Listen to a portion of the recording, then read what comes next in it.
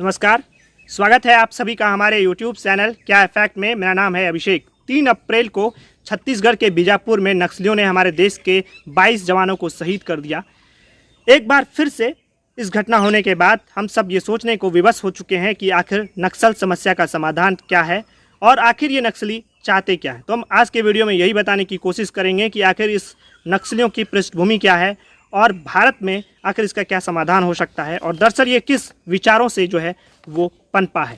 दरअसल नक्सल जो है एक वामपंथी विचारधारा है, एक सोच है और ये वामपंथी विचारधारा आती है कार्ल मार्क्स से। कार्ल मार्क्स जर्मनी के एक दार्शनिक हुए थे। उसने ये सिद्धांत दिया था कि समाज में सब बराबर होने चाहिए, गरीब मजदूर किसान सबके पास बराबर ज़मीन हो, सबके पास इक्वल अधिकार हो, राइट हो, सबको बराबरी का हक मिले। और उसके बाद उसी विचारों पर चलते हुए लेनिन 1917 में आते हैं और रूस में रूसी क्रांति करते हैं, जार को हटा देते हैं, मतलब वहाँ के जो राजा होते हैं उन्हें हटा देते हैं और लड़ाई लड़ते हैं और जीत जाते हैं। उसके बाद से रूस की इस क्रांति से भारत में भी काफ़ी लोग प्रभावित होते हैं। उस समय भारत में स्वतंत्रता का संग्राम चलता है, आज़ादी की लड़ाई चल रही थी गांधी जी के नेतृत्व में और गांधी जी अहिंसक तरीके से जो लड़ाई लड़ रहे थे। लेकिन कुछ लोग को लगता था कि इससे भारत को कभी आज़ादी नहीं मिलेगी, भारत कभी आज़ाद नहीं हो सकेगा। इसलिए वो लोग ये सोचते थे कि अगर लड़ाई जीतनी है तो रूसी क्रांति की तरह ही, लेनिन की तरह ही लड़ना होगा। तो इस तरह से 1925 में भारत में जो है वो कम्युनिस्ट पार्टी ऑफ इंडिया बनती है। उसके बाद फिर भारत आज़ाद होता है, अलग अलग तरह की बातें होती है। कम्युनिस्ट पार्टी को कुछ कुछ जगह जीत मिलती है, कई बार जीत भी मिलती है, मुख्य विपक्षी पार्टी भी बनती है। लेकिन कई ऐसे लोग थे जो कम्युनिस्ट पार्टी में धड़े थे, जिन्हें लगता था कि नहीं, अगर भारत में भी जो है आज़ादी के बाद भी बहुत कुछ बदल नहीं रहा है, अगर बदलना है तो बंदूक उठानी पड़ेगी, बंदूक के ज़रिए ही लड़ाई लड़ी जा सकती है, बंदूक के ज़रिए ही चीज़ों को समान किया जा सकता है। अभी भी ज़मींदारी प्रथा है, गरीबी है, भुखमरी है, बेरोज़गारी है। तो ऐसे ही एक नेता थे चारू मजूमदार और एक कानू सान्याल। ये लोग जो मिलकर चाहते थे कि लड़ाई लड़ी जाए और ये लोग नक्सल दरअसल यही लोग जो है नक्सल के, चारू मजूमदार जो है नक्सल के जनक हैं। पश्चिम बंगाल के दार्जिलिंग जिला में एक नक्सलवाड़ी गांव है, वहाँ से दरअसल इसकी शुरुआत होती है। वहाँ पर कोई किसान जो है लगातार खेती करता है एक ज़मींदार के खेत में और उन्हें उस तरीके से फसल नहीं मिल पाता है जिस तरीके से वो चाहते हैं, उन्हें कम मिलता है, ज़मींदार कम देते हैं। तो ये लोग चारू मजूमदार और कानू सान्याल ये लोग पहुँचते हैं और उसके बाद ज़मींदार की हत्या कर देते हैं। तो उसके बाद से जो नक्सलवाड़ी का जो मूवमेंट है वो लगातार चलता है और उसके बाद चारू मजूमदार, कानू सान्याल और एक और मिल जाते हैं इनके साथ जंगल संतार, ये लोग मिल करके लगातार ये मूवमेंट चलाते हैं किसान के लिए, गरीब के लिए, मजदूर के लिए, और लगातार लड़ाई लड़ते हैं और कई लोगों की हत्या कर देते हैं और लगातार ये लोग लड़ाई वहाँ से चलते रहते। फिर इंदिरा गांधी की सरकार आती है 1971-72 में और वो स्टिपलेस मूवमेंट वहाँ पे एक अभियान नक्सलियों के खिलाफ चलाते हैं। तो उसमें नक्सलियों को खूब पीटा जाता है, पुलिस बार बार उसके मारपीट करती है, मार देती है।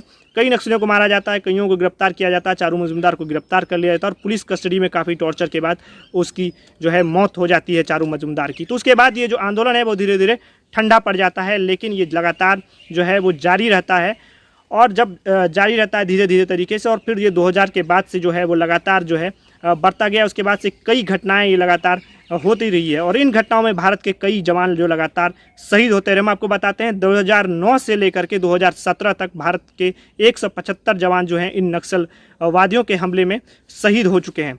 इन जो 2 दशक में भारत में जो है 2017 तक की ये रिपोर्ट है, उसमें से लगभग 12,000 लोग जो है नक्सल हमले की वजह से शहीद हो चुके हैं, जिसमें कि 2700 जो है भारत के सुरक्षा बल हैं, ये लोग शहीद हो जाते हैं इन नक्सली हमलों में। भारत सरकार जो है वो लगातार नक्सलियों से लड़ने के लिए कई तरह के ऑपरेशन चलाती है। 2004 के बाद जब कांग्रेस की सरकार यहाँ पे आती है तो ग्रीन हंट चलाती है, इसके ज़रिए जो है नक्सल मूवमेंट पर रोक लगाने की कोशिश की जाती है और इसका प्रभाव देखने को मिलता भी है कि 2008 तक जहां 223 नक्सल प्रभावित ज़िले थे वो घटकर 2014 में 161 हो जाता है। ये कम होता है और ये लगभग अभी भी 11 ज़िले में है। और उसके बाद 2017 में जो रिपोर्ट आती है वो बताती है हमें कि अब ये 90 ज़िले में सिमट कर रह गए हैं, लेकिन ये 11 राज्य के 90 ज़िले में है। पहले 36 सबसे ज़्यादा प्रभावित जो ज़िले थे वहाँ नक्सल थे, अब ये घट करके 30 तक पहुंच चुका है। तो ये फिलहाल नक्सलवादियों का जो है, नक्सलियों का जो है वो फैलाव है अलग अलग जगह पे। और एक इम्पॉर्टेंट बात, दरअसल ये नक्सलवादी जो थे ये तो लेनिन, कार्ल मार्क्स से प्रभावित थे ही। दरअसल ये चीन के जो है माओ जेदांग से प्रभावित थे और उसकी तरह ये लड़ाई लड़ना चाहते थे। माओ जेदांग ने भी चीन में 1949 में जब वो लड़ाई लड़ते हैं तो चीन में जो सत्ता पाते हैं वो बंदूकों के दम पर ही पाते हैं, और चारू मजूमदार, कानू सान्याल लोग भी इसी से प्रभावित थे माओ जेदांग से। तो इसीलिए जो नक्सल वादी हैं उसे माओवादी कहते हैं माओ जेदांग की वजह से, क्योंकि माओवादी यानी माओ के विचारों को ये लोग मानते हैं और इस तरह से ये लोग लड़ाई लड़ते हैं।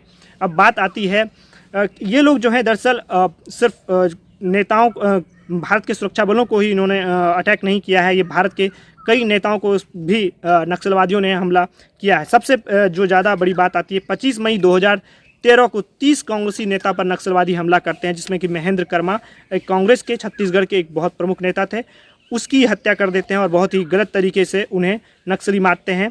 उसके बाद एक पूर्व केंद्रीय मंत्री थे विद्याचरण शुक्ल सहित कई नेताओं को उस हमले में मारा जाता है। 2019 में आपने सुना होगा कि एक बीजेपी विधायक को लोकसभा चुनाव प्रचार के दौरान जो है नक्सलवादी मार देते हैं। बीजेडी के भी कई विधायकों को नक्सलवादियों ने मारा। तो नक्सलवादी लगातार टारगेट करते रहे नेताओं को भी जो भी इसके खिलाफ ज़्यादा रहे हैं। महेंद्र कर्मा दरअसल एक सलवा जुड़ूम अभियान इनके खिलाफ चलाते थे, इनके नेतृत्व में चलता था, जो नक्सल वादियों से लड़ता था।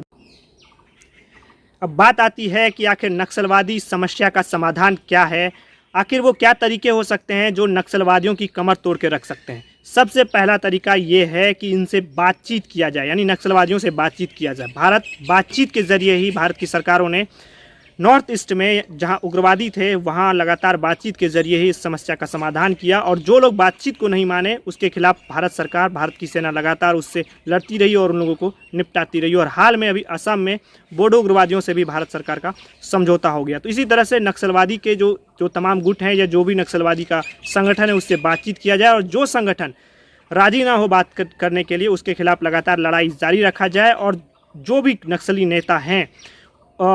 नेता हैं और बातचीत करने के लिए रेडी नहीं हैं, उनकी तस्वीरें सार्वजनिक की जाए, करोड़ों का इनाम रखा जाए और उन लोगों को पकड़ के जेल में डाला जाए और उन लोगों पर कार्रवाई हो कानूनी तरीके से पूरी तरह से। दूसरा तरीका ये कि ये लोग लड़ाई लड़ते हैं, ये लोग जो आदिवासी हैं इन्हें भटकाते किस मुद्दे पर हैं? सबसे ज़्यादा जल जंगल ज़मीन के मुद्दे पर। हमारी सरकार जो है वो चाहे तो इन क्षेत्रों में विकास करे, और विकास के लिए केंद्र सरकार कई बार रुपया भेजती भी है, लेकिन वो जो है केंद्र सरकार और साथ साथ राज्य सरकार भी पैसा भेजती है, लेकिन निचले स्तर पर भ्रष्टाचार की भेंट चढ़ जाता है। तो सरकार ये इंश्योर करे कि वो रुपया गरीब आदिवासियों तक पहुँचे, उन्हें बेसिक इनकम भी देने की अगर हो सके तो व्यवस्था हो, ताकि आदिवासियों को बेसिक इनकम मिल सके, उनकी जंगल ज़मीन और उनके जो कल्चर है, उनकी जो संस्कृति है, उसे बचाने को लेकर सरकार उनको ठोस बात करे कि सरकार उनके लिए काम करेगी और उनके जो कल्चरल एक्टिविटी है या उनके जो भी संस्कृति है उसे सुरक्षित रखा जाएगा। यहाँ जो माइनिंग होता है, माइनिंग के नाम पर नक्सली भड़काते हैं, यहाँ माइनिंग को लेकर भी सरकार अपनी पॉलिसी चेंज करे।